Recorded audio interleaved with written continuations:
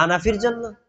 সারা পৃথিবীর প্রত্যেকটা মানুষের জন্য নামাজ আদায় করতে হবে আমাদের নবী যেভাবে করেছেন ওইভাবে। এ হাদিস প্রমাণ করে আলেমের নামাজ নবীর মতো হতে হবে, সাধারণ মানুষের নামাজ নবীর মতো হতে হবে, বৃদ্ধ ব্যক্তির নামাজ নবীর মতো হতে হবে, নারীর নামাজ নবীর মতো হতে হবে, আর পুরুষের নামাজ নবীর মতো হতে হবে, যুবকের নামাজ নবীর মতো হতে হবে, যুবতীর নামাজ নবীর মতো হতে হবে, শরীয়তপুর জেলার মুসলমানদের নামাজ নবীর মতো হতে হবে, বাংলাদেশের মুসলমানদের নামাজ নবীর মতো হতে হবে, রাশিয়ার মুসলমানদের নামাজ নবীর মতো হতে হবে। এমন কি পৃথিবীর যে যেখানেই থাকুক নামাজ আদায় করবে নবী করেছেন যেভাবে, তাকেও করতে হবে সেভাবে। আমার কথা কি সবাই শুনতেছে নাকি? আমার দিক তাকায় একটু শোনেন তো। আমাকে যেভাবে নামাজ পড়তে দেখেছো সেভাবে পড়ো, বাক্যটা মনে রাখেন। আর আমাদেরকে যেভাবে নামাজ পড়তে দেখেছো সেভাবে পড়ো, বাক্য দুটি কি এক না একটু পার্থক্য আছে? আমাকে এক বচন, আমাদেরকে বহু বচন। আমাদের নবী যদি বলতেন এই শোনো আমাদেরকে যেভাবে নামাজ পড়তে দেখছো, মানে আমি পড়লাম, আবু বকর পড়ছে, ওমর পড়ছে, ওসমান পড়ছে, আলী পড়ছে, আরো অন্যান্য সাহাবীরা পড়ছে, এরা যেভাবে নামাজ পড়ে এদের মতো নামাজ পড়ো, তাহলে বোঝা যাইতো নবীর তরিকা চলবে, আবু বকরের তরিকা চলবে, ওমরের তরিকা চলবে, ওসমানের তরিকা চলবে, আরো যত মানুষ আছে পীরের তরিকা, আলেমের তরিকা, মুফতির তরিকা, মাযহাবের তরিকা, ইমামের তরিকা, খতিবের তরিকা, বক্তার তরিকা, ওয়াইজের তরিকা, শত শত তরিকা মানা যাবে। কিন্তু নবী কি আমাদেরকে বলেছেন না আমাকে বলেছেন? তাহলে এই হাদিস থেকে শিক্ষা পাওয়া যায় কোন ব্যক্তি যদি নামাজ আদায় করে, নামাজটা যতই সুন্দর হোক, তার নামাজ যদি নবীর মতো না হয়, এই নামাজ কিয়ামতের দিন কখনো জান্নাতে পৌঁছানোর ব্যবস্থা করবে না, আর এই নামাজ কখনো কবুলও হবে না। তা বলেন তো এবার সবাই সবাই বলবেন, বলেন নামাজ পড়বেন কার তরিকায়? নবীর তরিকায়। আমাদের নবীর তরিকার বাইরে অন্য কোন তরিকায় নামাজ পড়া যাবে না। আবারও চ্যালেঞ্জ করে বলছি, মিয়ারসাল বাইতুল জান্নাত জামে মসজিদ, সখীপুর সরকার বাড়ি তাওহীদ জামে মসজিদ, এই মসজিদগুলোতে আল্লাহর নবীর নামাজের তরিকা শেখায়, কোন ব্যক্তির তরিকা শেখানো হয় না। এটা কি অপরাধ? নবীর তরিকা নামাজ পড়া অপরাধ? তাহলে যারা আপনারা এই মসজিদগুলোর বিরোধিতা করেন তারা আল্লাহর কাছে কিয়ামতের দিন জবাব দিবেন যে নবীর তরিকার বিরোধিতা করলে ওর ঈমান থাকে না, চলে যায়। চিন্তা করেন। একটা প্রশ্ন আপনারা করতে পারেন, ঠিক আছে এতক্ষণ পর্যন্ত বুঝলাম আমাদের নবীর তরিকা নামাজ পড়তে হবে, তো যদি কেউ নবীর তরিকা নামাজ আদায় না করে নামাজটা একবার বাতিল হয়ে যাবো? কিছু তো নাকি পাইতে পারে, এমন একটা আশা হইতে পারে না? কিছু তো নাকি পাবে, সমস্যা কি? আপনি হয়তো 100তে 100 নাকি পাইলেন, তা আমি 90টা তো পাবো, এ আশা কেউ করতে পারে না। তাদের জন্য নবীর হাদিস জেনে রাখেন, কেউ যদি নামাজ আদায় করে ওই নামাজটা যদি নবীর সাথে না হয়, নবীর সাথে না মিলে, ওই নামাজ দিয়ে এক চুল পরিমাণও নেকি পাওয়া যাবে না। সহিহ বুখারী খোলেন 757 নম্বর হাদিস। রাসূলুল্লাহ সাল্লাল্লাহু আলাইহি সাল্লাম মসজিদের মধ্যে ঢুকলেন, কিছুক্ষণ পর একজন ব্যক্তি মসজিদে ঢুকলো। সবাই আমার দিকে খেয়াল করে হাদিসটা শুনবেন। ঢোকার পরে ওই সাহাবী ফাসাল্লা রাকাতাইনি, 2 রাকাত নামাজ পড়লো। সাহাবী কয় রাকাত নামাজ পড়ছে? তাহলে মসজিদে যাওয়ার পরে আগে বসবেন, আগে 2 রাকাত নামাজ পড়বেন? আগে 2 রাকাত নামাজ, তারপরে বসা। আর আমাদের সমাজের মুসল্লিরা কি আগে গিয়ে বসে না নামাজ পড়ে? কি আর আবার মুসল্লি মিয়া, ইমাম সাহেব, খতিব সাহেব, বক্তা সাহেব, মুফতি সাহেব পর্যন্ত মসজিদে গিয়ে বসে যায়, এমন রেকর্ড আছে না নাই? জেনে রাখেন, মসজিদ শব্দের অর্থ হলো সাজদা করার স্থান। ওখানে কমপক্ষে 4টা সিজদা না দিয়ে বসার পারমিশন কোনো আলেমেরও নাই, সাহেবেরও নাই। আগে সিজদা দাও তারপরে বসবো। সিজদা দিতে পারবা না, একেবারে সোজা দাঁড়ায় থাকবা, একটু বাঁকা হয়ে যাবে না। এজন্য মসজিদে গিয়ে কখনো বসা যাবে না, আগে 2 রাকাত নামাজ পড়ে তারপরে বসবেন। আর যদি সরাসরি জামাত শুরু হয়ে যায়, জামাতে অংশগ্রহণ করবেন। এই সাহাবী ঢোকার পরে 2 রাকাত নামাজ পড়ছেন। এই সবাই আমার দিকে একটু খেয়াল করেন, হাদিসটা মুখস্থ করে নিন এখান থেকে। তো আমাদের নবী যখন ঢুকলেন, পরে ওই লোকটা ঢুকে 2 রাকাত নামাজ পড়লো। নামাজ পড়ে আমাদের নবীকে এসে সালাম দিয়েছে, আসসালামু আলাইকা ইয়া রাসূলুল্লাহ।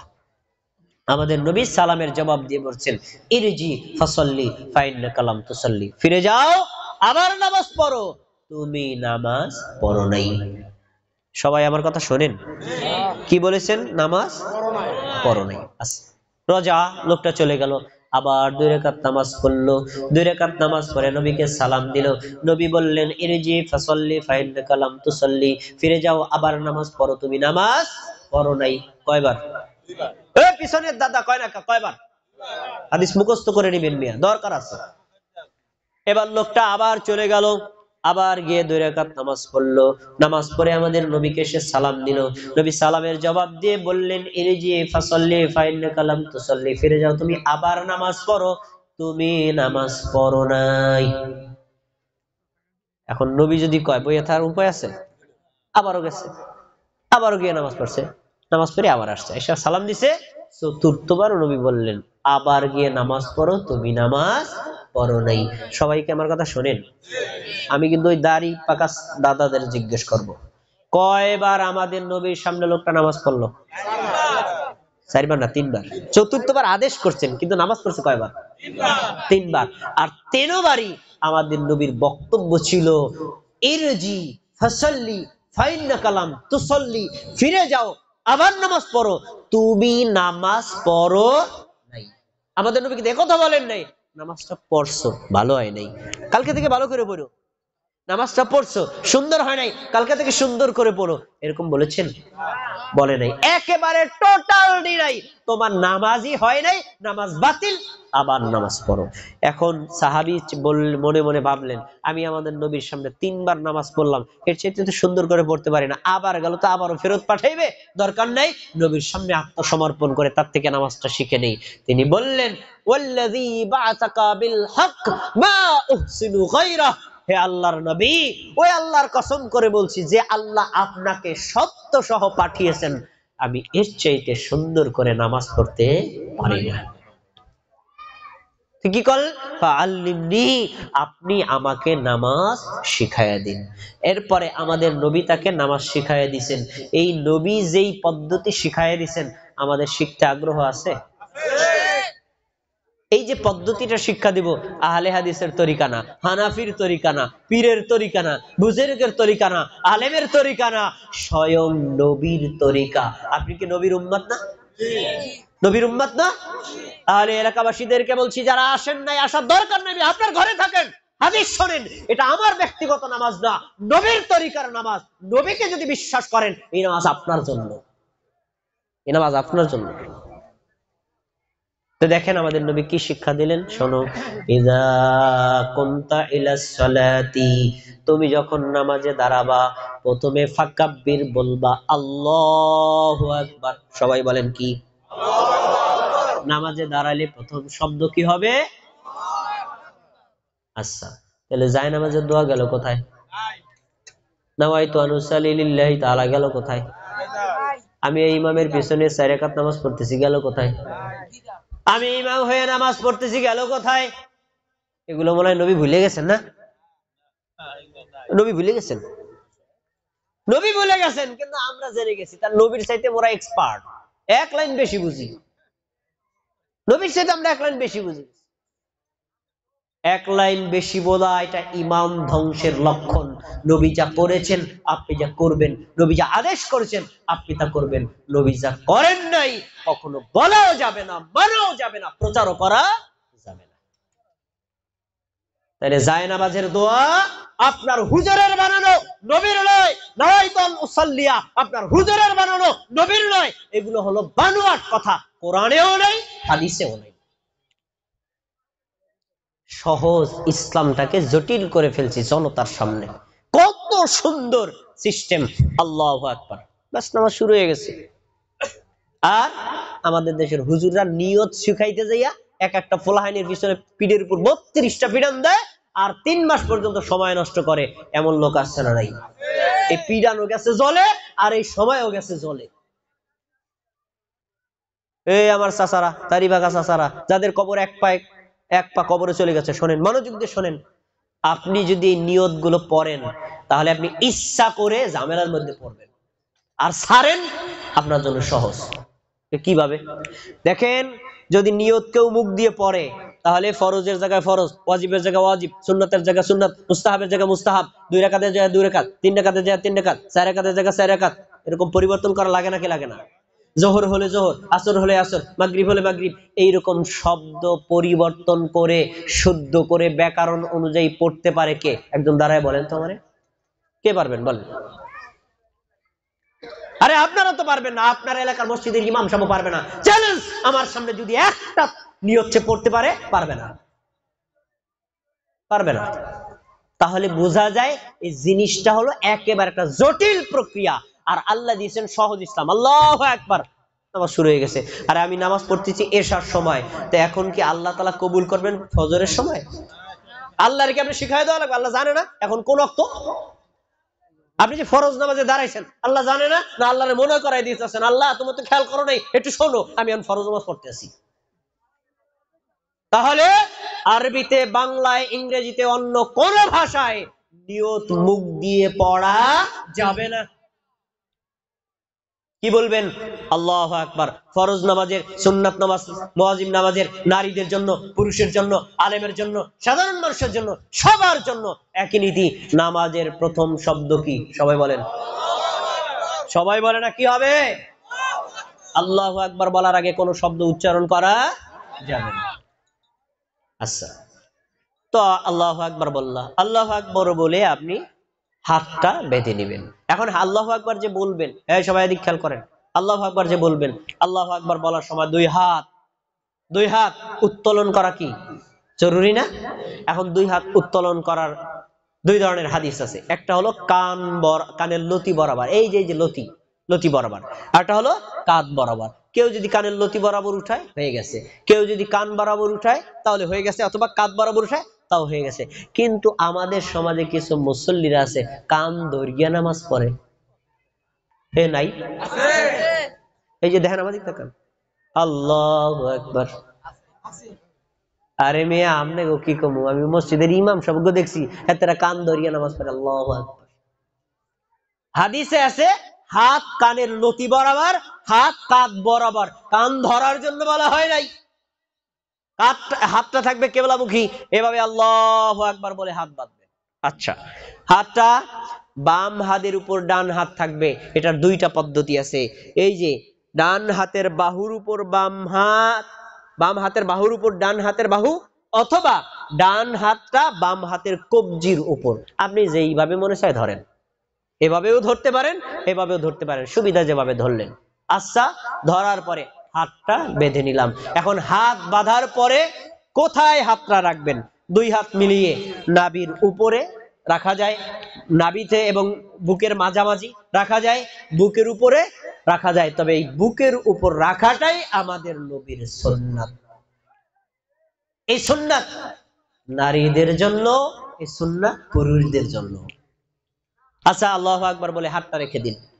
রাখার পরে আপনার দৃষ্টি থাকবে কোথায়? সবাই বলেন, কোথায় থাকবে? রাসূল সাল্লাল্লাহু আলাইহি ওয়াসাল্লাম বলছেন, ডানে তাকাইবা না, বামে তাকাইবা না। ডানে যদি তাকাও, বামে যদি তাকাও, ইয়াখতালিসুহু শাইতান, তাহলে বোঝা যাবে নামাজের একটা অংশ শয়তান থাবা দিয়ে নিয়ে গেছে। আপনারা কি নামাজের একটা শয়তানকে দিতে চান? আমাদের সমাজে কিছু মুসল্লি আছে, দেখবেন বয়স 40 বছর হয়ে গেছে, আরে 32 বছর যাবত নামাজ পড়ে, আল্লাহু আকবার বলে হাত বাঁধার পরে পিছনে একটা আওয়াজ পেলে ডাইনে দিক তাকায়, এই আছে না নাই? ডানে বামে তাকানো যাবে? এবার রইল উপরে, উপরে তাকানো যাবে না, নিষেধ করেছেন। এটার ভাষা আরো কঠিন। রাসূলুল্লাহ সাল্লাল্লাহু আলাইহি ওয়াসাল্লাম বলেন, এই উপরে তাকাইবা না, উপরে যদি তাকাও আল্লাহ হয়তো তোমাদের দৃষ্টি তুলে নিয়ে অন্ধ করে দিতে পারে। তাহলে উপরে তাকানো ডানে নিষেধ, বামে নিষেধ, উপরে নিষেধ। বাকি রইল কোথায়? সামনে। এখন সামনে থাকবে কোথায়? হাইসু তাসজুদ, যেখানে আপনার নাক আর কপালটা পড়বে, সাজদাটা যেখানে পড়বে ওইখানে। মাঝে মধ্যে সামনের দেয়ালের উপর দৃষ্টি পড়তে পারে, এটা কোনো সমস্যা না, কিন্তু চেষ্টা করতে হবে কোথায় দৃষ্টি? সবাই বলেন, সেজদার স্থান। আচ্ছা, সেজদার স্থানে দৃষ্টি রাখলেন। তারপরে পড়বেন সানা। সানা পড়া লাগবে না? আচ্ছা, সানা পড়লো। সানা আমাদের সমাজে পড়ে সুবহানাকাল্লাহুম্মা ওয়া বিহামদিকা আশহাদু আল সুবহানাকাল্লাহুম্মা ওয়া বিহামদিকা ওয়া তাবারাকা ইসমুকা ওয়া তাআলা জাদ্দুকা ওয়া লা ইলাহা গায়রুক। সবাই পারেন না? সহিহ, এই দোয়াটা পড়বেন, কোনো সমস্যা নাই। আবার আরেকটা আছে, সেটা পড়তে পারেন আল্লাহুম্মা বাঈদ বাইনি ওয়া বাইনা খাতায়ায়া কামা বাআদতা বাইনাল মাশরিক ওয়াল মাগরিব। এটাও সুন্দর, পড়তে পারেন, যে কোনো একটা পড়লেন। আচ্ছা, পড়া শেষ। তারপরে আউযু বিল্লাহি মিনাশ শাইতানির রাজিম, এটাও পড়া যায়। আউযু বিল্লাহিস সামিউল আলিম মিনাশ শাইতানির রাজিম, এটা পড়া যায়। পড়লেন বিসমিল্লাহির রহমানির রহিম। দেখি আপনারা পড়েন নাকি পড়েন? পড়লেন। পড়ার পরে কি পড়বেন? সূরাতুল ফাতিহা। সূরাতুল ফাতিহা আপনি পড়বেন। যদি একা একা নামাজ পড়েন, প্রত্যেক রাকাতে পড়া ফরজ। যদি আপনি নারী হয়ে পড়েন, প্রত্যেক রাকাতে সূরা ফাতিহা পড়া ফরজ। যদি জামাতের সাথে পড়েন, ইমামের জন্য ফরজ। যদি মুক্তাদি হয়ে পড়েন, তাহলে জেনে রাখেন তার জন্য ফরজ। তবে কিছু আলেম ছাড় দিছেন, যদি ইমামের সূরাটা শোনা যায়, তাহলে ওই সময় যদি না পড়ে চলে, কিন্তু হাদিস পড়ার নির্দেশ করে। এজন্য ইমামের কেরাত শোনেন অথবা নাই শোনেন, সূরা ফাতিহাটা আপনি পড়বেন। অন্য সূরা যখন পড়ে, আপনার কান পর্যন্ত আওয়াজ আসলে চুপ করে ওই সূরাটা শুনবেন। তো সূরা ফাতিহা পড়লেন, পড়া শেষ। এবার পড়ার পরে আমরা বিসমিল্লাহির রহমানির রহিম বলে আরেকটা সূরা পড়ব। এটাকে আপনি পড়েন নাকি পড়েন না? পড়লেন। পড়ার পরে কোথায় যেতে হবে? রুকুতে না? আচ্ছা, এবার দেখেন রাসূলুল্লাহ সাল্লাল্লাহু আলাইহি ওয়াসাল্লামের একজন সাহাবী, সুনান আবু দাউদের 730 নম্বর হাদিস, আবু হুমায়দ রাদিয়াল্লাহু তাআলা বলেন, আমি নবীকে দেখেছি, তিনি রফুল ইয়াদাইন, প্রথমবারে তাকবীরে তাহরিমার সময় যেমন কাঁধ বরাবর উঠাতেন, ঠিক আবার যখন রুকুতে যাওয়ার জন্য আল্লাহু আকবার বলতেন, দুই হাত আবার কাঁধ বরাবর উঠিয়ে আল্লাহু আকবার বলে রুকুতে যেতেন। তাহলে হাত এভাবে বাঁধা আছে, আর ছেড়ে দিয়ে আল্লাহু আকবার বলে রুকুতে যাবেন। আমরা কি রুকুতে যাই নাকি যাই না? আচ্ছা, রাসূলুল্লাহ সাল্লাল্লাহু আলাইহি ওয়াসাল্লামের ওই আগের হাদিসটা কি? ফারকা, তুমি রুকু করো। আমরা রুকু করি নাকি করি না? করলাম। রুকু করেন, কিন্তু পরের কথাটা কে কে মানেন একটু নিজের কাছে জিজ্ঞেস করবেন। এই যে আমার দাদা চাচারা শোনেন, হাত্তা তাতমাইন্না রাকিআন, রুকু শুধু করলেই হবে না, রুকুতে যাওয়ার পরে প্রশান্ত চিত্ততা অবলম্বন করতে হবে। তার মানে কি? তাড়াহুড়া না শান্ত? এটা কি জামাতে পড়লে শান্ত, একা একা পড়লে তাড়াহুড়া? আর আলেমরা পড়লে শান্ত, সাধারণ মানুষ তাড়াহুড়া? পুরুষরা পড়লে শান্ত, নারীরা তাড়াহুড়া? তাড়াহুড়া করে নামাজ পড়ার অনুমতি হানাফি, শাফি, হাম্বলি, মালিকি, আহলে হাদিস, নারী পুরুষ কারো জন্য অনুমতি নাই। কি করতে হবে? আপনি রুকুতে যাবেন, শান্ত শিষ্টভাবে গিয়ে পৌঁছালেন। এখন রুকু করার পদ্ধতি খেয়াল করে শোনেন। রুকু করবেন কিভাবে? দুই হাত আঙ্গুলগুলো সরিয়ে আপনার হাঁটুর উপর রাখবেন। হাঁটুর উপর রেখে হাঁটুটাকে ধরবেন। ধরার পরে আপনার এই কনুই দুটোকে টান করে রাখবেন। টান করে রেখে পিঠ, মাথা, মাজা সমান বরাবর রাখবেন। মাথা উঁচা, মাথা নিচা, পিঠ উঁচা, মাজা নিচা এরকম করা যাবে না। সুম্মা হাসারা যহরাহু, হাদিসের ইবারত, রাসূলুল্লাহ সাল্লাল্লাহু আলাইহি ওয়াসাল্লাম একবার পিঠ সমান বরাবর রাখতেন। তাহলে আমরা রুকু করার সময় এভাবে করব তো ইনশাআল্লাহ? তো বলেন, মাথা, মাজা, পিঠ সমান থাকবে না উঁচু নিচু থাকবে? এই বিধান কার জন্য? আমার জন্য, আপনার জন্য না? সবার জন্য। একেবারে সমান বরাবর রাখলেন। এবার একটা প্রশ্ন, রুকুতে যাওয়ার সময় তাকাবেন কোন দিকে? কোন দিকে তাকাবেন? আমাদের দেশের মুসল্লিরা তাকায় হলো দুই বৃদ্ধাঙ্গুলের মাঝখানে। কি তাকায় না? রুকুতে গিয়ে তাকায় কোথায়? দুই বৃদ্ধাঙ্গুলের মাঝখানে। এর ব্যাপারে কোনো হাদিস নাই, বরং আপনার সেজদাটা নাক কপাল যেই জায়গাতে পড়বে, ঠিক আপনার দৃষ্টি ওখানেই থাকবে। আচ্ছা, এবার নারীর জন্য পুরুষের জন্য কিন্তু একই বিধান, বিধানের কোনো ভিন্নতা নাই। রুকুতে পৌঁছানো গেল, পুরোপুরি পৌঁছানোর পরে তাসবিহ আছে, তাসবিহটা কি সবাই পারেন?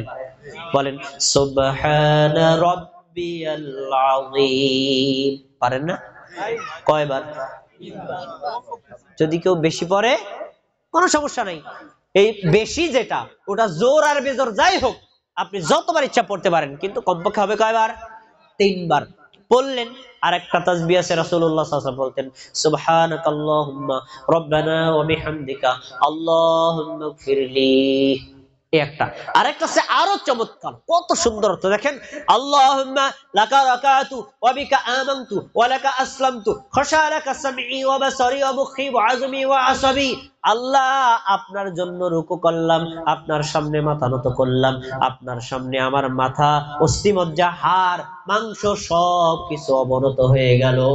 সুবহানাল্লাহ, কি সুন্দর চমৎকার ভাষা। আচ্ছা, এবার রুকুতে গিয়ে কি করবেন? সুবহানাল্লাহ আযীম, সুবহানাল্লাহ আযীম, সুবহানাল্লাহ আযীম এমন করা মুসল্লি আছে না নাই? এটা তাড়াহুড়া বারকা মুসল্লি খুব দ্রুত করে না, এই খুব দ্রুত করার কোনো অনুমতি নাই। প্রত্যেকটা তাসবিহ পরে থামবেন, সুবহান রাব্বিয়াল আযীম, সুবহান রাব্বিয়াল আযীম, সুবহান রাব্বিয়াল আযীম। থামবেন, সম্ভব হলে অর্থের দিকে দৃষ্টি দিয়ে পড়বেন। আরে অর্থ জানেন বা না জানেন, ধীরে সুস্থে এই রুকুর তাসবিহ গুলো পড়া নফল না ফরজ? ধীরে সুস্থে পড়া ফরজ। ওই যে কি বললেন, হাত্তা তাতমাইন্না রাকিআন, রুকুতে গিয়ে প্রশান্ত চিত্ততা অবলম্বন করো। রুকু করা শেষ, এখন রুকু থেকে মাথা তুলতে হবে না? আচ্ছা, রুকু থেকে মাথা তোলার সময় সবাই একটু আমার দিকে তাকান, আমার দিকে তাকান। এই যে রুকুতে গেলাম, আমি রুকুতে গেলাম, এখন এই যে রুকু থেকে মাথা তুলতে তুলতে বলতে হবে সামি আল্লাহু লিমান হামিদা। তুলতে তুলতে মানে আপনি বলতেও থাকবেন আর মাথা উঠতেও থাকবে, একেবারে পুরো দাঁড়িয়ে গেছেন, তারপরে সেজদা, এর আগে সেজদা দেওয়া যাবে না। এবার একটু আমার দিক তাকান তো, কিছু মুসল্লি কি এমন নাই আমাদের সমাজে যে রুকুতে গেছে আংশিক মাথা তুলে পুরো টান না হয়ে আবার সেজদায় যায়, এমন মুসল্লি আছে না নাই? আপনাকে কি বলবো, আপনার মসজিদের ইমাম সাহেবের হালাত হয়তো এরকম হতে পারে। কি বলছেন আমাদের নবী? ওই যে সাহাবী নামাজ শিক্ষা দিচ্ছেন, শোনো, সুম্মারফা, তারপরে তুমি রুকু থেকে মাথা তোলো, হাত্তা তাতমাইন্না কাইমান, প্রশান্ত চিত্তভাবে দাঁড়িয়ে যাও। প্রশান্ত চিত্তভাবে কিভাবে দাঁড়াবেন? আপনার মাথা, আপনার পিঠ, আপনার মাজা, আপনার পা, আপনার পায়ের একেবারে গোড়ালি পুরো সমান বরাবর হবে। যদি একটু অ্যাঙ্গেল হয় আপনার রুকু হবে না। এই পদ্ধতি কার? এই যে বাইতুল জান্নাহ জামে মসজিদের ইমাম সাহেবের না? এই পদ্ধতি কার? আমাদের নবীর পদ্ধতি। সবার জন্য একই নিয়ম, নারীর জন্য যা পুরুষের জন্য তাই। আচ্ছা, পুরো টান হয়ে গেলাম, এবার একটু খেয়াল করেন, পুরো টান হওয়ার পরে একটা দোয়া আছে, কি দোয়াটা বলেন সবাই? আমি 8টা পর্যন্ত 8টা দোয়া পাইছি, তার ভিতরে সবচেয়ে ছোট হলো এটা, রব্বানা লাকাল হামদ। সহি পড়তে পারে, কোনো সমস্যা নাই। কেউ যদি রব্বানা লাকাল হামদ এতটুকু পড়ে, তার রুকু একবারে কমপ্লিট। যদি এর চেয়ে বাড়াইয়ে পড়ে নেকি বাড়বে, না পড়ে একেবারে কিছুই যদি না পারে, শুধু ওই সামি আল্লাহু লিমান হামিদা আল্লাহু আকবার বলে গেছে, তার রুকু কমপ্লিট হবে না, তার নামাজও হবে না। পারিয়ে পড়ার ফজিলত কি আপনারা জানেন। রাসূল সাল্লাল্লাহু আলাইহি ওয়াসাল্লাম একদিন নামাজ পড়লেন, তিনি নামাজের সময় এভাবে সামি আল্লাহু লিমান হামিদা বলতে বলতে দাঁড়ালেন। পিছনের এক মুসল্লি জোরে বললেন, রব্বানা লাকাল হামদ হামদান কাসীরান তাইয়িবান মুবারাকান ফি। পারেন না সবাই? বলেন আমার সাথে, রব্বানা লাকাল হামদ হামদান কাসীরান তাইয়িবান মুবারাকান ফি। এইটা ওই সাহাবী পড়ছে।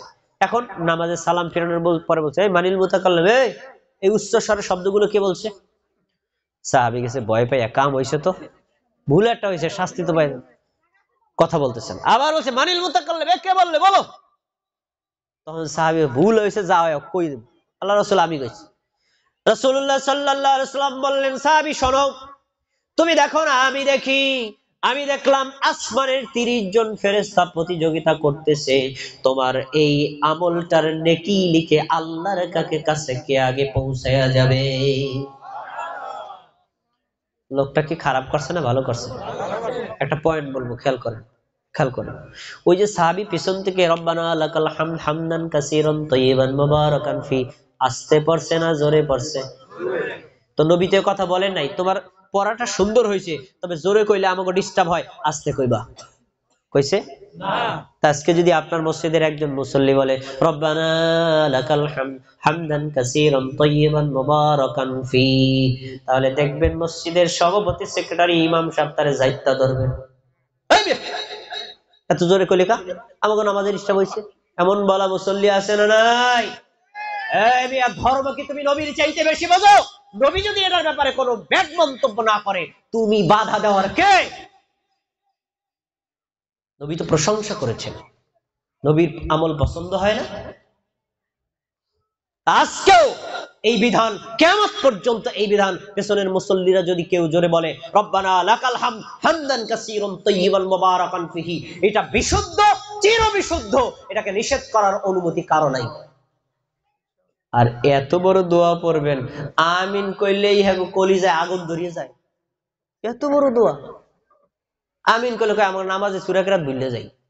কয় কি আমিন কইলো নামাজে সূরা কিরাত ভুলে যায়? তোমার নামাজটা কি নামাজ? আমিন শুনলে তোমার এই অবস্থা হয়, তাহলে কিয়ামতের দিন তোমার হালাত কি হবে? আমিন কি একটা গালি? আমিন তো একটা দোয়া। আতা রাহিমাহুল্লাহ সহিহ বুখারীতে এখন আছে ক্বালা আতাউন আমিনুন দুআউন। আতা রাহিমাহুল্লাহ বলেন আমিন হলো একটা দোয়া। আর দোয়া কেমনে পড়তে হয় শোনো। আম্মানা ইবনু যুবাইর ওমান ওয়ারাহু হাত্তা ইন্না লিল মাসজিদি লালাজ্জাতান। আব্দুল্লাহ ইবনে যুবাইর রাদিয়াল্লাহু তাআলা আনহু মক্কার খলিফা হয়েছিলেন। তিনি মক্কার মুসল্লিদেরকে নিয়ে নামাজ আদায় করতেন। তিনি নিজেও আমিন বলতেন, পিছনের মুসল্লিরা আমিন বলতেন। এত জোরে আমিন বলতেন, হাত্তা ইন্না লিল মাসজিদি লালাজ্জাতান, আমিনের আওয়াজে মসজিদ কেঁপে উঠত। তাহলে কি জোরে আমিন বলা অপরাধ? তুমি বলো না, তোমার ব্যাপার, ঠিক আছে, তোমার আমি জোর করি না, তোমার কইতে তুমি আসতেই কও। তা আমি জোরে আমিন করলে তোমার কলিজা আগুন লাগে কেন? এর একটা কারণ আছে। কারণটা কি কমুনি? আলোচনা দীর্ঘ হয়ে যাবে। কারণ আছে কি শোনেন। সুনানে ইবনে মাজার হাদিস, রাসূলুল্লাহ সাল্লাল্লাহু আলাইহি ওয়াসাল্লাম বলেন ইহুদি জাতি একটা ভয়ঙ্কর জাতি। এই জাতি তোমাদের অনেক আমল পছন্দ করে, তার ভিতরে স্পেশাল দুইটা আমল আছে যে আমলটা শুনলেই তাদের কলিজায় আগুন ধরে যায়, পছন্দই করে না। এই আমল দুইটা তারা দেখতেই পারে না। এক নম্বর, তোমরা একজন আরেকজনের সাথে দেখা হলে কি করো? জোরে বলেন, কি করেন? সালাম দেন না? সালাম কিন্তু একটা দোয়া। আসসালামু আলাইকুম ভাই, আপনার উপর শান্তি বর্ষিত হোক, দোয়া করলাম না? ইহুদিরা কয় দেখছো, ওরা একজন একজনের দেখা হইলেই দোয়া করে। এইয়া সহ্য করা যায়? এ যদি আমাকে ধর্ম হইতো কত ভালো হইতো। তাহলে সালামের হিংসা করে কারা? কথা বলে না কারা? পরেরটা বলছেন ওয়াত্তামিন, তোমরা নামাজের মধ্যে সূরাতুল ফাতিহা পড়ো, নামাজের মধ্যে সূরা ফাতিহার পরে যখন বলো আমিন, তখন ইহুদিদের কলিজায় আগুন ধরে যায়। তো তুমি মুসলমান, তুমি যদি আমিন শুনে হিংসা বিদ্বেষ করো, শত্রুতা করো, তোমার কলিজায় যদি আগুন ধরে, আমার বুঝতে আর বাকি নাই, তোমার কলিজার ইহুদির কলিজা একরকম হইয়া গেছে। কি সমস্যা? তুমি আমিন না বললা, আমি বললে তোমার সমস্যা কি? তুমি এতটুকু বলতে পারো ভাই তোমার ভালো লাগে তুমি কও, আমারটা আমি কই, এটা ভিন্ন কথা। কিন্তু শোনেন, আমিন কয়টা শব্দ সবাই বলেন তো? এই আমিনটা বলতে 1 ঘন্টা সময় লাগে না? বলেন তো সবাই কি? এই যে বলছেন না, আমাদের নবী কি বলছেন? ইদা আম্মানাল ইমাম ফাআমিনু ফাইন্নাহু মান ওয়াফাকা তা'মিনুহু তা'মিনাল মালায়েকা। শোনো, ইমাম যখন আমিন বলে তখন তোমরাও আমিন বলো। ইমাম আর তোমরা যখন আমিন বলো, আসমানের ফেরেশতারা তখন আমিন বলে। ইমামের আমিন, মুক্তাদির আমিন, আসমানের ফেরেশতাদের আমিন যদি একসাথে মিলে যায়, গুফিরাত লাহু খাতায়াহু, ওদের সব পাপ ক্ষমা হয়ে যায়। একটা শব্দ, অনলি ওয়ান, আমিন বললেই আপনার পাপ ক্ষমা হবে। আপনি কি ক্ষমা চান না? তাহলে আপনার তো হিংসা কিসের? বললাম না কি হয়েছে নাকি? আপনি করলেন না, সমস্যা নেই, আপনি হিংসা বিদ্বেষ করেন কেন? অথচ এই একটা আমিন বললে আপনার পাপ ক্ষমা হয়ে যেতে পারে।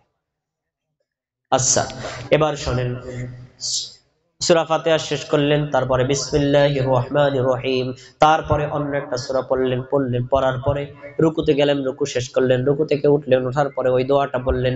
ওই দোয়া শেষ করার পরে এবার সাজদায় যাবেন। সাজদায় যাওয়া লাগবে না? আপনারা কি সাজদা করেন না? আমাদের নবী বলছেন সুম্মাসজুদ, তারপরে তুমি সিজদা করো। সিজদা আমরা করি না? পরের কাজটা কে করেন? হাত্তা তাতমাইন্না সাজিদান, সিজদা করলেই হবে না, সিজদায় প্রশান্ত চিত্ততা অবলম্বন করতে হবে, শান্ত শিষ্টভাবে হতে হবে। সিজদা দেওয়ার পদ্ধতি সবাই জেনে নেন। শোনেন, আমার দিকে তাকান। প্রথমে দুই হাত জমিনের উপর পড়বে, তারপর দুই হাঁটু জমিনের উপর পড়বে, এরপরে হাত দুইটা আরেকটু সামনে এগিয়ে, তারপরে নাক, তারপরে কপাল মিশবে। জেনে রাখেন, হাত দুইটা দুই কাঁধ বরাবর নিচে থাকবে অথবা কানের লতি বরাবর নিচে থাকবে, চেহারার সাথে মিশবে না, এইভাবে থাকবে। আর হাঁটু জাগানো থাকবে, পেট বুক এই উরু থেকে রান থেকে আলাদা থাকবে। নারীর জন্য যা, পুরুষের জন্য তাই। রাসূলুল্লাহ সাল্লাল্লাহু আলাইহি ওয়াসাল্লাম বলেন, তুমি যখন সিজদা করবা, শোনো, তখন তুমি বুক আর তোমার পেট এই রান থেকে এমন ভাবে আলাদা রাখো, মনে হচ্ছে মাঝখান দিয়ে একটা ছাগলের বাচ্চা যেতে পারে। আমাদের দেশের মা বোনেরা এমন ভাবে নামাজ পড়ে, ছাগলের বাচ্চা তো দূরের কথা, পিঁপড়াও যাইতে পারে না। এ কথা বলে না? আছে না নাই? এই তরিকা আমাদের নবীন শিখানো তরিকা না, একেবারে নবীর তরিকা, আল্লাহ রাসূলের তরিকা। এই তরিকা সবার জন্য একই নীতি। আপনি এইভাবে সিজদা করবেন। সিজদা 8টি অঙ্গে করতে হয়। আমাদের সমাজে কিছু মুসল্লিদেরকে দেখবেন যে এই 8টি অঙ্গে সিজদা করে না। কয়টা অঙ্গ মুখস্থ করে নেবেন? আমার সাথে বলেন, সবাই বলবেন, বলেন। 2 পা, 2 হাঁটু, 2 হাত, নাক আর কপাল। কয়টা হয়েছে? কয়টা হয়েছে? 2 হাঁটু, 2 পা, 2 হাঁটু, 2 হাত আর নাক কপাল। একেবারে সাজদার শুরু থেকে শেষ পর্যন্ত এভাবেই থাকবে, কোনো একটা উঠানো যাবে না। তো আমাদের সমাজে কিছু মুসল্লিরা দেখবেন, হেরা কপাল মিলায়, নাক মিলায় না। আবার অনেকে আছেন নাক কপাল হাত হাঁটু মিলাইছে, পা আসমানের দিকে উঠে গেছে। এমন মুসল্লি কথা বলে আছে না নাই? রাসূল বলছেন, উমিরতু আন আসজুদা আলা সাবআতা আ'দুইন, আমাকে আদেশ করা হয়েছে আমি যেন 7টি অঙ্গে সিজদা করি। 2 পা, 2 হাঁটু, 2 হাত, নাক কপাল মিলিয়ে চেহারা একটা। এই 7টা অঙ্গে সিজদা করার আদেশ আল্লাহ দিয়েছেন। তাহলে এখন থেকে পা কি আসমানে রাখা যাবে? কোথায় মিলানো থাকবে? মাটির সাথে। আচ্ছা, 2 পাটার গোড়ালি মিলানো থাকবে এবং 2 পায়ের আঙ্গুলগুলো কিবলার দিকে থাকবে। রাখলেন, রাখার পরে এবার তাসবিহ পড়লেন। তাসবিহ কি বলেন তো? সিজদা তাসবিহ কি? সুবহানা রাব্বিয়াল আ'লা। আমরা এটা পড়ি না? এটা 3 বার সর্বোচ্চ যতবার ইচ্ছা পড়তে পারেন। আরো অনেকগুলো দোয়া আছে, সুবহানাকাল্লাহুম্মা রাব্বানা ওয়া বিহামদিকা আল্লাহুম্মা ইগফিরলি, আর আছে আল্লাহুম্মা লাকা সাজাদতু ওয়া বিকা আমানতু ওয়া লাকা আসলামতু খাশালাক। এরকম অনেকগুলো দোয়া আছে, আপনারা পড়তে পারেন। তো যাই হোক, এইভাবে আপনি সিজদা করবেন। সিজদা করলেন, সিজদা করা শেষ, এবার সিজদা থেকে মাথা তুলবেন। আমাদের প্রধান বক্তা চলে এসেছে, লিল্লাহি তাকবীর। আজকের মাহফিলের প্রধান বক্তার আগমন, শেখ শরীফুল ইসলাম মাদানীর আগমন, লিল্লাহি তাকবীর। আজকের মাহফিলের মধ্যমণি আমাদের মাহফিলে এসে পৌঁছেছেন। আমরা তাকে মাহফিল কর্তৃপক্ষের পক্ষ থেকে মোবারকবাদ জানাচ্ছি। আল্লাহ তাআলা তাকে হায়াতে তয়্যিবা দান করুন, বলেন আমিন। আল্লাহ তাকে সুস্থ রাখুন, বলেন আমিন। সুদূর রাজশাহী থেকে তিনি আগমন করেছেন। এদেশের অন্যতম মেধাবী একজন আলেম।